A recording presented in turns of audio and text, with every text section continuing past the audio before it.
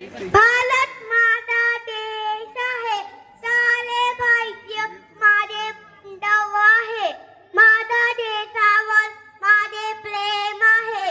माझा देशातला समृद्ध आणि विविधतेने नटलेला परंपरांचा आणि माझा अभिमान आहे. या परंपरांचा पाय खोनाची पाठलता माझ्या अंगी आई म्हणून मी सदैव प्रयत्न करीन.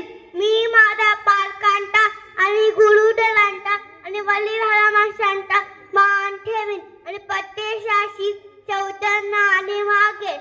माझा देश आणि माझे देश बांधव त्यांच्याशी मिसळा लागण्याची मी प्रतिज्ञा करीत आहे. त्यांचे कल्याण आणि त्यांची समृद्धी